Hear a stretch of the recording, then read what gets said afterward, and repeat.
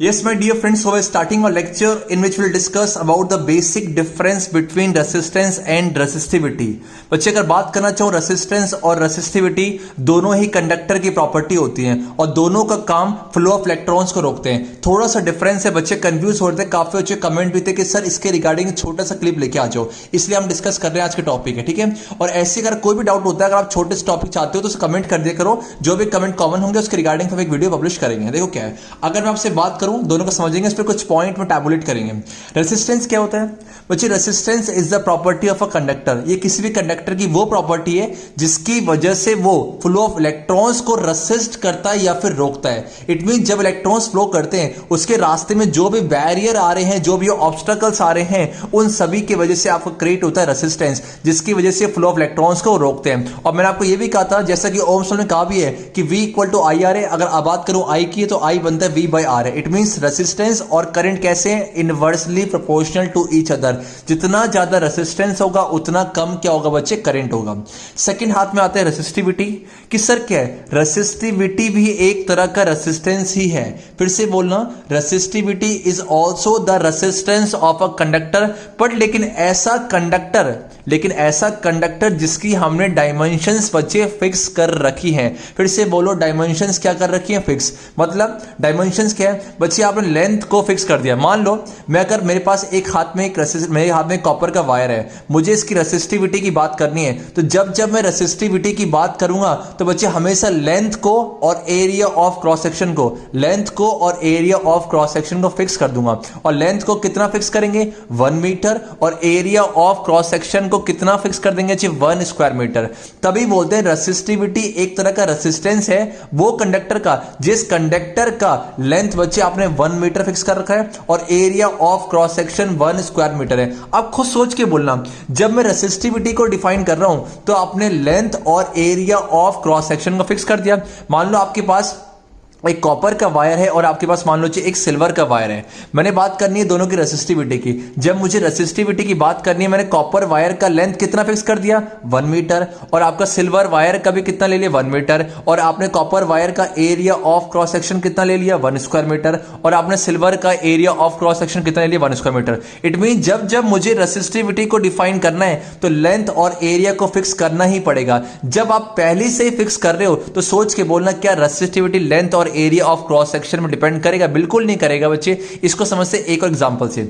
मैंने आपसे बोला कि मुझे ऐसे क्लास में बच्चे चाहिए जिनकी अटेंडेंस 90% से ऊपर है। आई रिपीट, मुझे क्लास में ऐसे बच्चे चाहिए जिनकी अटेंडेंस 90% से ऊपर है। तो मैंने एडमिशन लिया और सब बच्चे वो आ गए जिनकी अटेंडेंस 90 से ऊपर थी। अब सोच के बोला, जब मैं उनकी तारीफ करूंगा, जब मैं उनको अप्रिशिएट करूंगा, तो क्या मैं उस समय अटेंडेंस की बात कर सकता हूं? बिल्कुल नहीं। बिकॉज जितने भी बच्चे बैठे बच्चे उन सब की अटेंडेंस 90 प्लस है, तभी तो बैठे। तो मैं बोलूंगा ये बच्चा नालायक, ये बच्चा होशियार है। बिकॉज ये नहीं बोलता कि वो बच्चा होशियार है बिकॉज उसकी अटेंडेंस 90 बच्चे, बिकॉज सबकी अटेंडेंस कैसे 90। तो जब आपने अटेंडेंस को फिक्स कर दिया कि 90 से ऊपर होनी चाहिए, सेम तो सोच के बोलना किसी बच्चे की इंटेलिजेंसी क्या उसके अटेंडेंस पे डिपेंड करेगी? नहीं। इसीलिए जब मैं रेसिस्टिविटी को डिफाइन करूंगा, लेंथ और एरिया को फिक्स करता हूं। इसीलिए resistivity does not depend on the length and area of cross section. इसके बेस में क्वेश्चन बच्चे को कंफ्यूज करते हैं, ध्यान रखना। सेकंड बात, अगर आपसे बात करो रेसिस्टेंस को दिखाते हैं किससे? It is denoted by capital R. फिर से बोलना, it is denoted by what? Capital R. और रेसिस्टिविटी का एक सिंबल होता है, उसे बोलते हैं रो, RHO, row.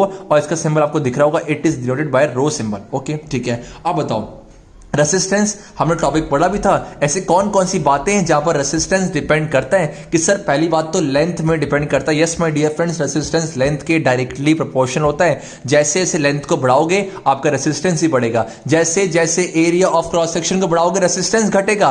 It means resistance और length directly proportional to each other. पर लेकिन रेसिस्टेंस और एरिया ऑफ क्रॉस सेक्शन कैसे होते हैं? Inversely proportional to each other. तो इट मींस लेंथ में डिपेंड करता है, area of cross section. Third point क्या है? टेम्परेचर में डिपेंड करता है, आप किस टेंपरेचर में परफॉर्म कर रहे हैं। बिकॉज बच्चे हमने देखा है कि टेंपरेचर कहीं ना कहीं रेसिस्टेंस को डिस्टर्ब करता है, तो ध्यान रखना टेंपरेचर डिपेंड करेगा।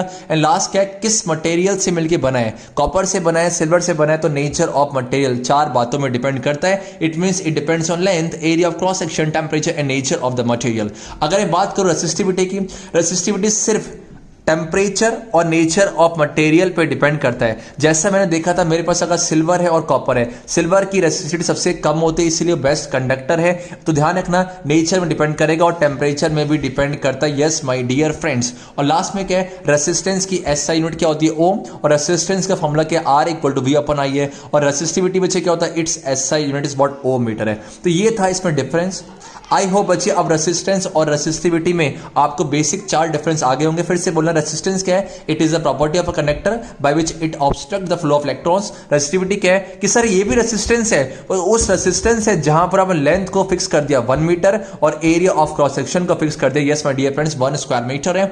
और रेसिस्टेंस को दिखाते हैं कैपिटल आर से, रेसिस्टिविटी रो से।